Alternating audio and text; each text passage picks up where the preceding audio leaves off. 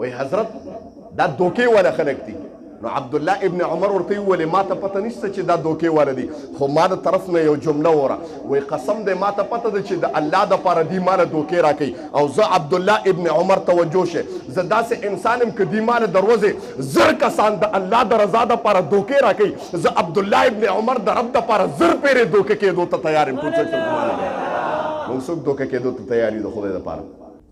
د عبدالله ابن عمر رضی الله تعالی عنه په تذکره کې راځي دا د عمر رضی الله تعالی عنه زوی دی، وایي خرې ساتلی و زما محترم، پخوا به د اسونه خچرونه اوښان دا به ساتل دې دپاره چې په دې به چاره راوړه، په دې به مزدوري کوله، په دې به سورلي کوله، لکه څنګه چې اوس خلک ګاډي ساتي.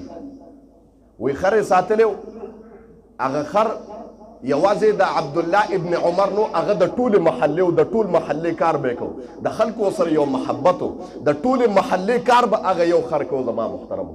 او د عمر د عبدالله ابن عمر رضی الله عنه د کور والا مو سره ډېر زیات محبت و. وی یو پیرا عبدالله ابن عمر وی دا خر راوله، غلام ته وی دا خر راوله، ښځې ښه خر یې راوسته، وی لږ شه وی دا په بازار کې خرڅ که او دا مال زما د رب د رضا دپاره خرڅ که. ټول شوق سره سبحان الله وایي، خبرې ته توجه کوئ. هغه ته حضرت دا خر خو داسې دی چې دا د ټول محلې کارم کوي.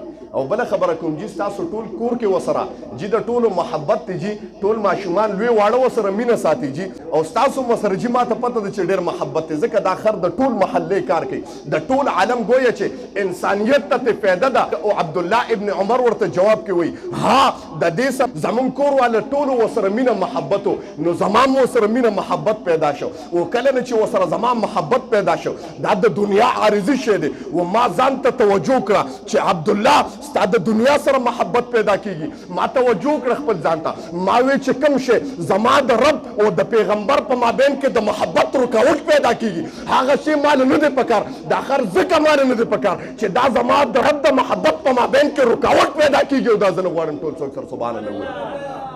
کوم شی چې زما او د الله او د پیغمبر په مابین کې د مینې او د محبت رکاوټ پیدا کیږي هغه مال نه دی پکار زما محترمو. خرڅ یو پیره اوښې باندې روانو، یو اوښه غلام ته وایي دا اوښه مې ډېره خوښه شوه، ډېره سربه اوښه ده او ډېره مزېداره اوښه ده، حسن واله اوښه ده، راکوز شوتې او داغ یې پې وکړ، او هغه غلام ته ووی وی لږ شه دا وتړه هلته په قربانۍ کې به انشاءالله دا اوښه حلالو. هغه ته حضرت دا خو ډېره زیاته ښکلې اوښه ده جي، او ستاسو خوښ هم ده جي، ساتو یې نه د ساتنې دپاره جي بهترینه ده. هغه وی نه داسې مال زه رب له نه ورکوم چې ما ته د قیامت پر ورځ الله ته شرمنده یم، چې الله وایي چې عبدالله تا مال داسې مال لا کړی چې هغه انسانانو هم نه قبلو، چې قرآن کې الله فرمایي لن تنالوا البر حتی تنفقوا مما تحبون.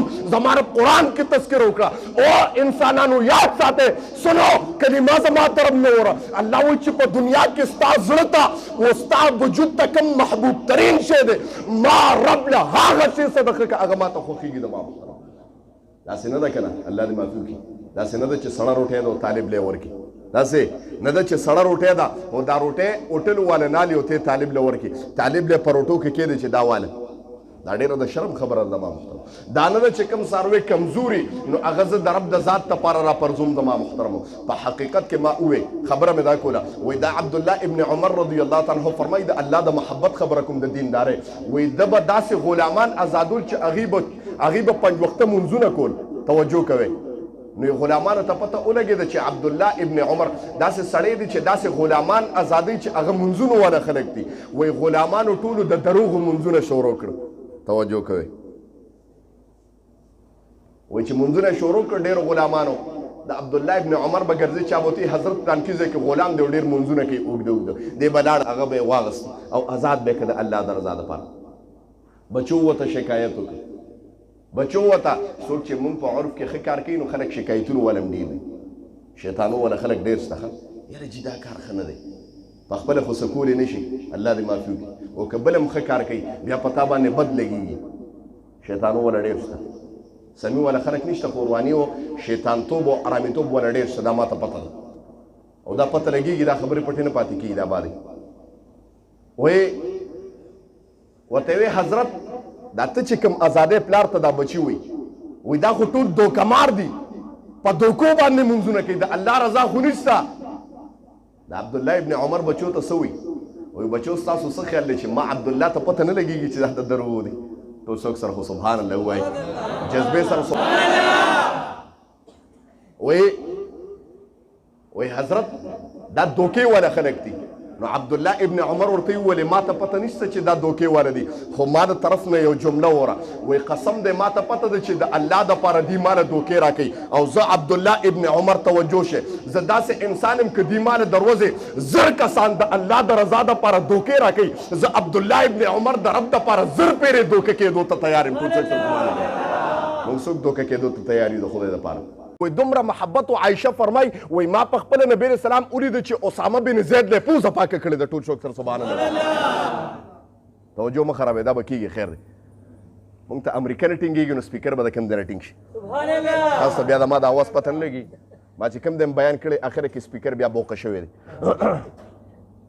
او خادم صاحب خرچه نه کوي دی یاره په جومات باندې دی چې خرچو کې په جومات پیسې را دي پته نه لګېږي چې دا په کوم دی لګي. دله خو مضبوط سپیکر خو گویا جمعات په سپیکرو چلیږي او چې پند راځي پته نه لګېږي او په سپیکرو نه لګېږي. نو ستاسو څه خیال دی هغه جومات په ترقي وکړي؟ ستاسو څه خیال دی جومات په ترقي وکړي؟ څه چلو شو دا نه ټیک کېږي. شاته پینو ګورور سماعت سره سبحان الله. انصاف او د دیندارۍ خبره کوم موضوع خو مې ډېره اهمه موضوع او خبره هم کوله ان شاء الله بلې جمعې له به وکړو سپیکر خراب دی مزه نه کوي. واخر دعوانا ان الحمد لله رب العالمین وصلی الله تعالی علی خیر خلقه محمد و آله و اصحابه اجمعین. ټول اډې والا نران شي او د دغه سپیکر پیدا کړي تاسو کې به زه ایمان والا وګورم اډې والا چې ستاسو بسونه زرګونه روپۍ ګټي د الله په ذات باندې غیرت وکړي او سپیکر یو امپلیفایر دی جومات ته پیدا کړي بیا به ستاسو د اډې والا ایمان زه وګورم. ښه واخر دعوانا الحمد